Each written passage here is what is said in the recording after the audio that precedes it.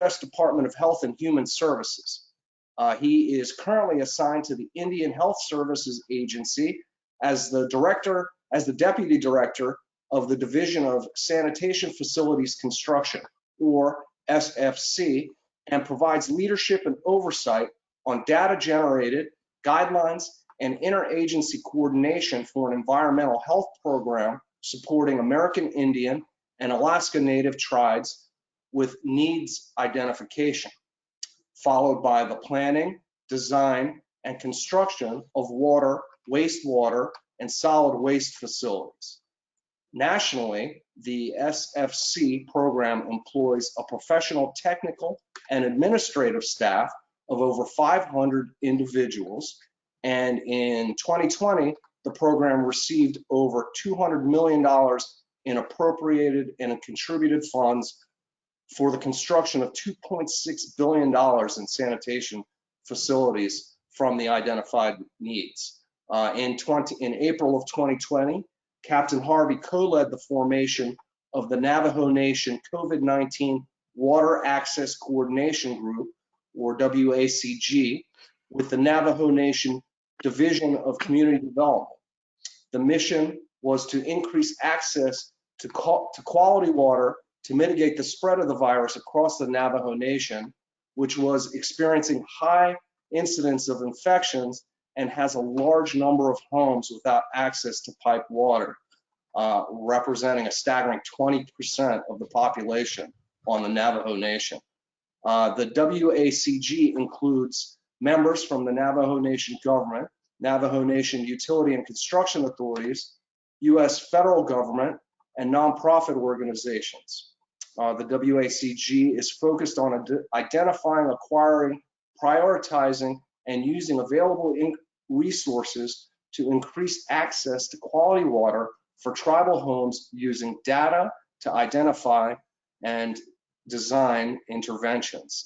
Captain Harvey is also a registered professional engineer in the state of Maine. He holds a Bachelor's of Science degree from the University of Maine, a Master's of Science degree from the University of Connecticut, both in civil engineering, and a Master's of Public Health degree from Johns Hopkins University, Bloomberg School of Public Health. And in 2019, Captain Harvey was named by Johns Hopkins University as a Bloomberg American Health Initiative Fellow and is currently pursuing a doctorate in public health degree. Please help me welcome Captain Harvey. Thank you for being with us, sir.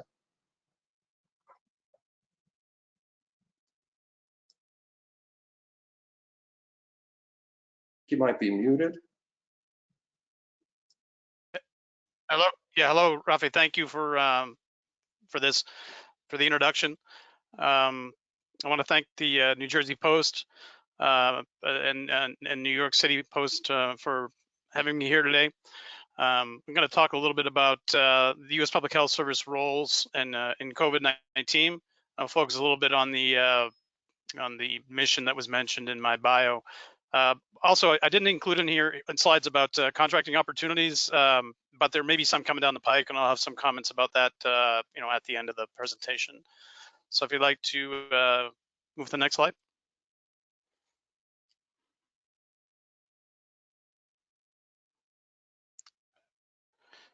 All right, so again, the Public Health Service Commission Corps, again, it's one of the nation's uniformed services. We have officers who advance the nation's public health in serving in agencies across the government. There's physicians, nurses, dentists, veterinarians, and engineers. It's kind of a One Health approach to addressing public health issues. Officers deploy also to support requests from states, tribes, and territories to protect public health.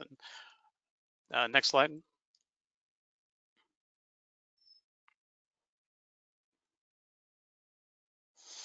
Yeah, so at the core values of leadership, service, integrity, and excellence kind of are the glue that holds our organization together. We're providing the vision and purpose of in public health through inspiration, dedication, and loyalty.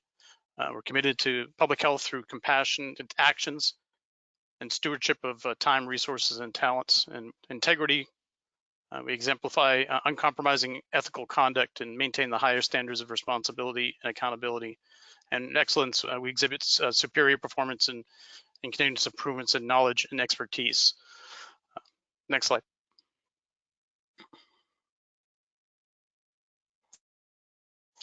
So we're about 6,100 officers currently.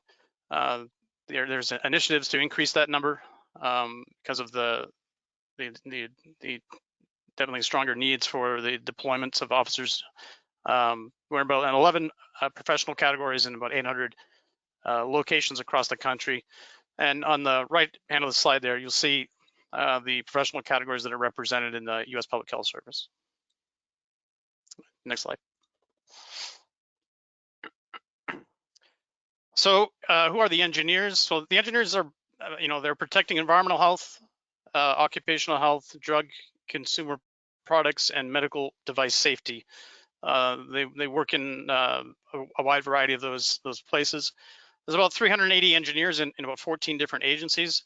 About just under 50% of the engineers are assigned to the Indian Health Service, where they're in the program that I am the deputy director of for the sanitation facilities construction, as well as construction of healthcare facility buildings where the patient care occurs.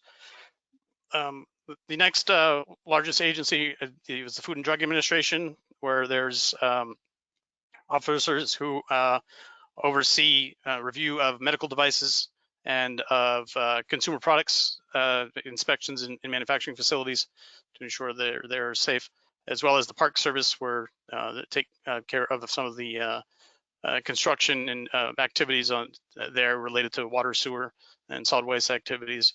Environmental Protection Agency, where it deals with regulatory programs for safe drinking water and hazardous waste and cleanups. All right, next slide.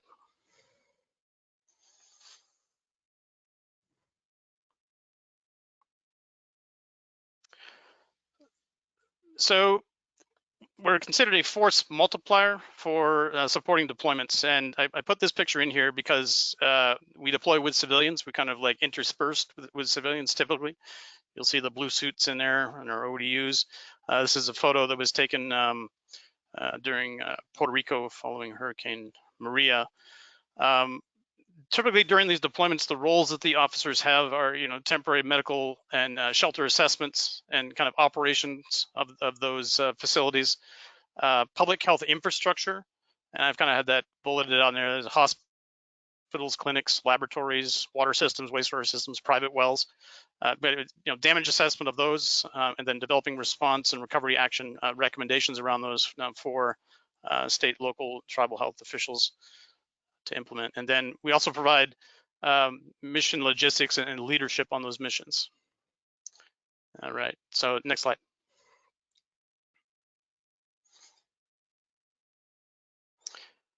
So during COVID-19, we were a force multiplier, again, asset as well. There's three main bullets here of the kind of categories under which these deployments occurred. One is facilities and logistical operation of community-based testing sites and also alternative care sites. We did some institutional environmental health assessments and improvements, kind of air quality in hospitals. And the one that I was kind of directly involved with, and we'll hear a little bit more about during this presentation, is the community environmental health assessment and interventions. Next slide.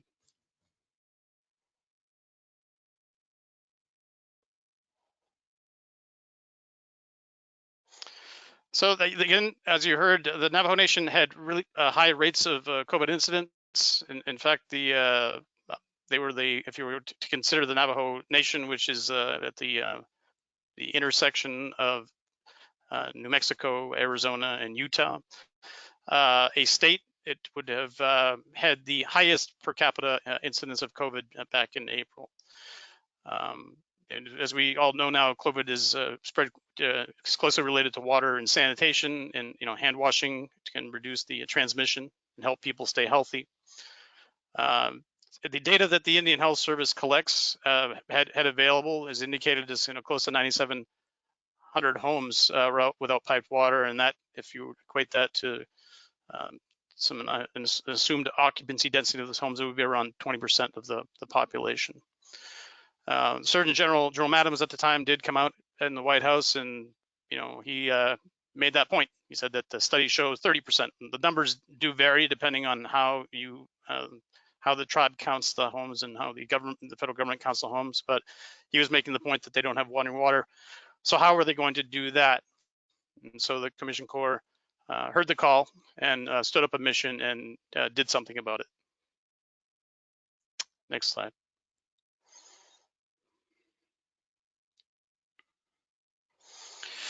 This is a map of the homes without piped water at the beginning of the mission. There are, and again, the outline of the Navajo Nation there as well, with New Mexico on the right, the east there, and Arizona in the west, and to the north is Utah. There are 110 chapters. Consider them kind of like counties, kind of political subdivisions, and so the boundaries on this map were basically those. The chapter boundaries, but you can see the color coding there of the number of homes without piped water and their location. Next slide. So what the mission, the federal government was invited by the president and vice president of the Navajo Nation to assist them with this problem. The CDC and the Indian Health Service were jointly deployed staff there, and those staff included PHS officers. We completed a survey of 110 chapters and assessed that there were kind of 59 chapters that really didn't have a functioning regulated watering point. There are a number of watering points across the Navajo Nation that are not regulated. There's lots of data that shows that those water sources do not meet EPA primary drinking water standards, high in arsenic and uranium. They are closer to people's homes and usually are the preferred sources for those homes because of that, and also because of the fact that the water is free. They're not charged. So we identified those, and we had some epi data that showed where the highest number of cases were, and in the number of homes, and we prioritized the actions that were going to take place based upon whether or not there was the safe water point and the number of cases and the number of homes to be addressed. Next slide. So we broke this down into two programs. One is a kind of the safe water collection program, where in the chapters that did not have the piped water supplies, we installed these temporary transitional water points, they're called, provided infection control signs and guidances about how to access the point safely, some hand sanitizing gel, as well as chapter training. And there was still is a lot of outreach on the internet and radio messages in print as well. And there's an alert system that kind of like informs the public of the availability and the location of these sites. Next slide. There was also a kind of a focus on the need to improve the safety of hauled water. The incidence of diarrheal illness on the Navajo Nation compared to other Indian Health Service areas is 3 times higher.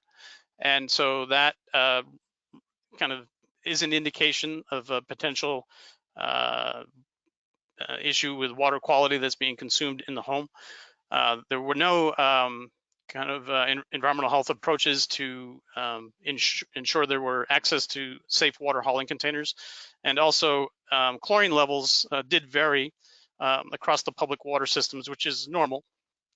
But when you take water and store it in a container, the chlorine can dissipate over time, and hence you increase the risks of bacteriological contamination and then infection. So there was a need to kind of augment the chlorine supply in these water storage containers with some point of use water disinfection tablets, which were provided. So again, we provided over 37,000 5-gallon water storage containers for water that was used for drinking and cooking. The assumption is that water will be hauled in other containers to ensure that there are sufficient volumes for cleaning and waste disposal in the homes that don't have pipe water, but this water will be used for drinking and cooking. We had a lot of signs like you see on the slide here that describe these actions and the availability of the actions, these supplies at the chapter, which were posted at the water point, as well as training and again the public outreach messaging as well. All right, next slide. So all of this was possible because of incredibly large coordination across a group called the Water Access Coordination Group, and they help to really guide the intervention and provide recommendations on how to improve it and how to improve the not only the technical aspects but also the communication aspects of the intervention. Again, you'll see on the right slide there the logos of those organizations that were involved. And there's right now the group is still together, and we're transitioning into these emergency response mode to kind of address kind of longer term solutions to the piped water problem on the Navajo. Next slide. So what did this intervention do? What was the impact? Well, we did reduce the travel distance to safe hauled water sources from 52 to 17 miles in the chapters that did not have access to a safe water point. We did reduce the economic barriers to the safe water access because there's a subsidy using the CARES Act funds to pay for the water that's delivered out of these water points for at least 2 years. It may go longer considering the volumes that we're seeing pulled out currently. And also an improved hauled water safety through the provision of these 5-gallon storage containers and water disinfection tablets. All right, next slide. And again, the heroes of this mission were the Commissioned Corps officers of the U.S. Public Health Service, both engineers and environmental health officers. You see the numbers there on the slide. We also had kind of local technicians that were involved, and civil service staff as well from both the Indian Health Service and the CDC, as well as communication experts. So it really it took a multidisciplinary team to kind of identify the need and design the facilities and oversee installation, and then make sure that the public knows about the benefits and the logistics on where they are. Next slide. So that's it. This is the end of my presentation. This is the public website that's been set up by the tribe about the initiative. There's interactive maps there and lots of public outreach materials that have been addressed. So before I stop, I just will mention the program that I direct does collect information on needs of sanitation facilities at the end of in Indian country, and at the end of the 2020, the total need was around $3 billion. There's about I don't know, just a little under 1,600 projects. So, averaging, around $2 million a project, spread across the country. Again, people mentioned before, typically our contracting on the Navajo Nation is done through kind of a tribal force account. There's not really the projects are done by the Navajo Engineering Construction Authority. Not too many opportunities for outside contracting there.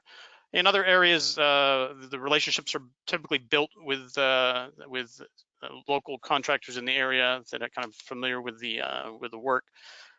That approach to doing work may well change. The scale and size of the budgets that are currently being discussed by Congress in the infrastructure bill would necessitate that change. And if those budget estimates come in, I'm sure that we'll be leveraging, just like the Army Corps was here earlier, the services of the members of SAME to help the Indian Health Service to fulfill its role in building, designing, planning, and overseeing construction of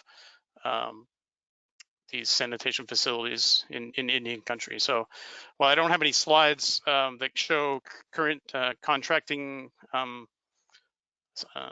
opportunities with the Indian Health Service right now, I think we may well have. And I know Commander Sowers, who's on the phone now, he's with the I think the health work group, who's linked up here with SMA, will be a critical conduit for that information once it becomes available. I don't know if Commander Sowers, are you there? Would you like to kind of introduce yourself? Yes, sir. Thank you. So yeah, I'm one of the co-chairs on the Health Engineering Task Force, and I kind of posted it in the chat. But thank you to the New Jersey and New York City Post for reaching out to the Health Engineering Task Force and offering us up a time slot. You know, we really appreciate that as we try to build up the task force. And the main purpose of the Health Engineering Task Force is to really find out where the topic of health engineering fits in within the organization. And so we're kind of chartered to figure that out, whether it becomes a work group under another community of interest, or we become a standalone community of interest. But I'm kind of stealing a little here and reaching out for kind of a call for help. You know, it's been a rough year with the pandemic and the task force. So we're still seeking volunteers. So if anybody's interested, I did post the link to the Health Engineering Task Force site. And we've got big plans. We've got a couple of roundtables coming up to further this topic. And with that, I will just say that, you know, a lot of what we do as professionals, whether you're an engineer, architect, or any other licensed individual, the main point to that licensure is usually health and safety.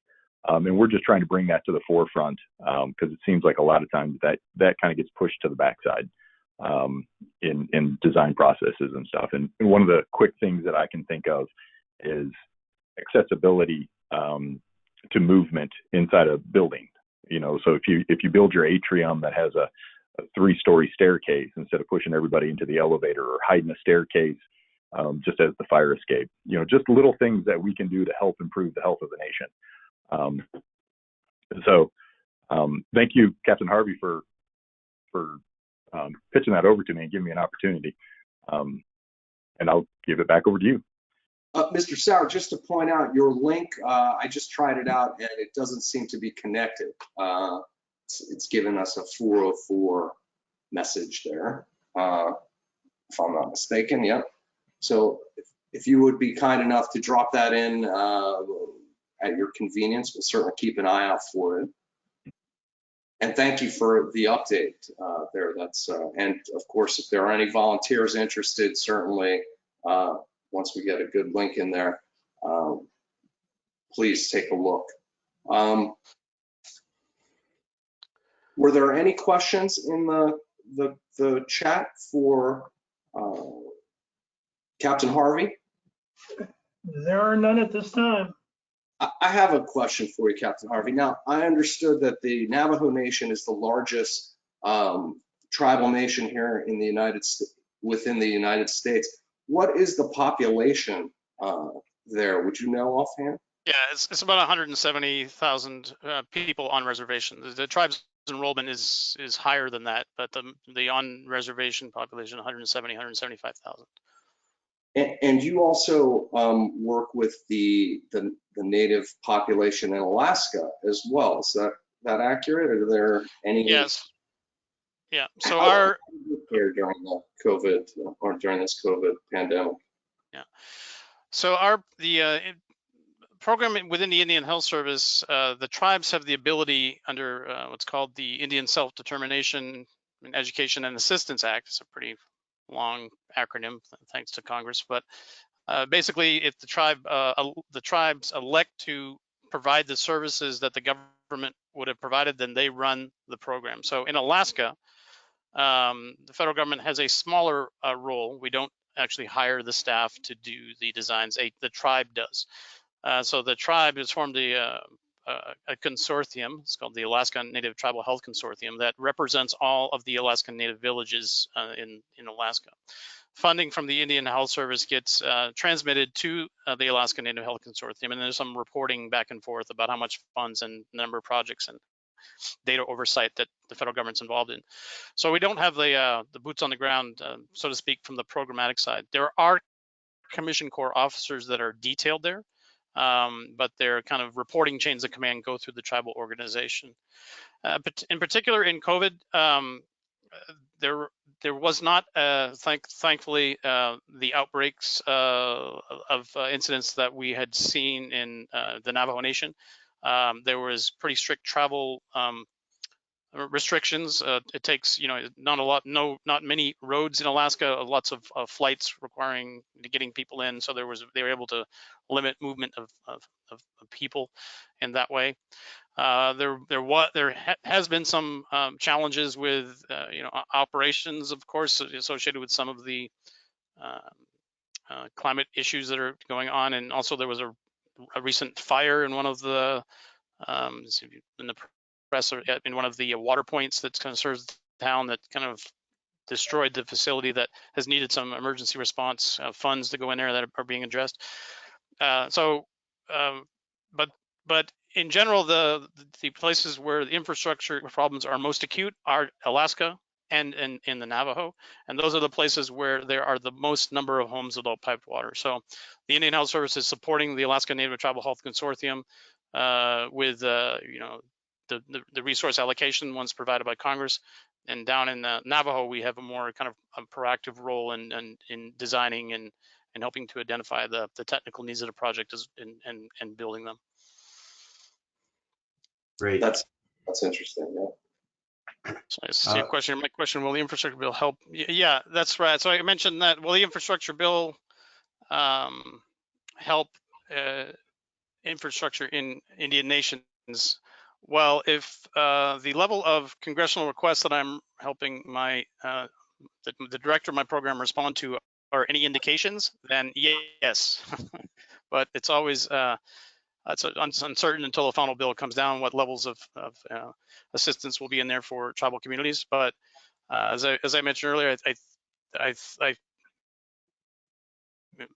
based upon the level of interest and questions that we're receiving from the Congress about the needs and describing them and understanding them, it seems like there's something going to be coming down, and that's where I did mention that the current workforce is not sized for that in the Indian Health Service. That's the type of levels of investment that are there that we're going to have to rely on some assistance from the private sector to deliver. And that's my opinion.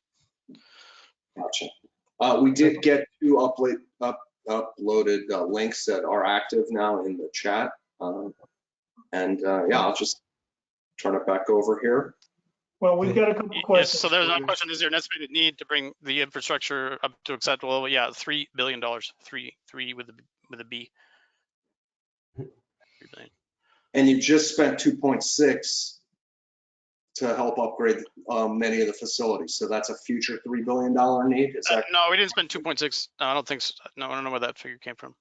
Oh, I think that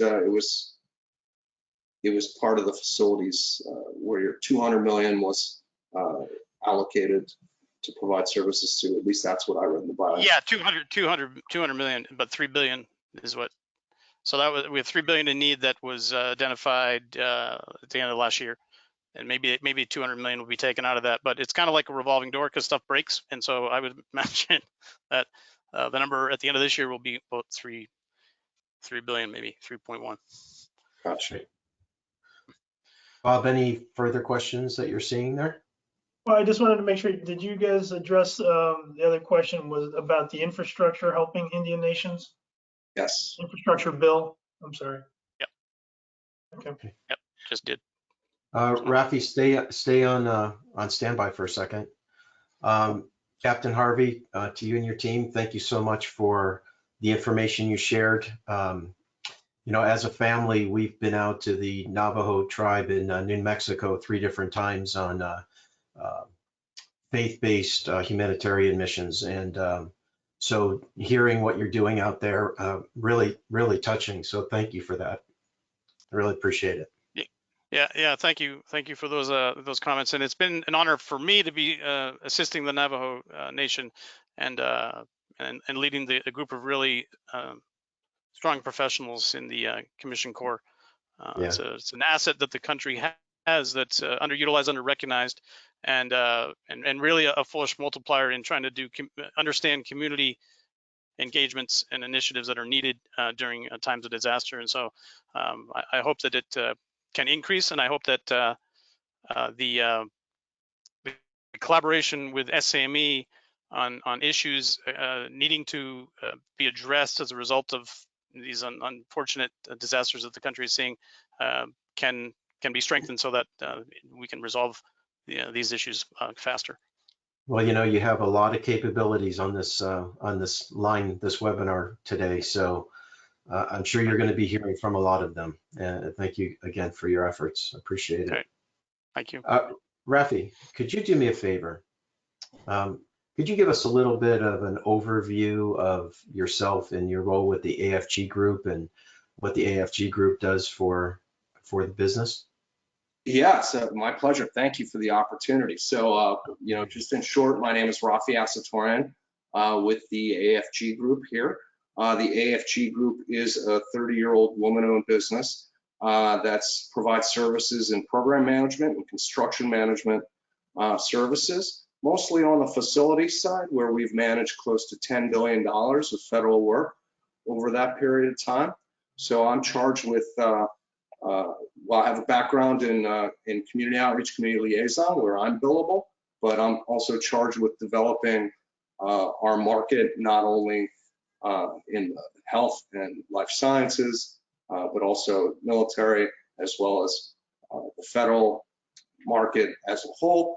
And here in New York, we target many of the public agencies and provide services to them here in the New York metro area. So I appreciate the opportunity to be a part of the committee to put this great event together, and look forward to participating further as we move forward here. If anybody has any questions, don't hesitate to reach out to me directly. I'll leave my note in the chat there. So thank you again. Thank you, Rafi. I appreciate that. All right.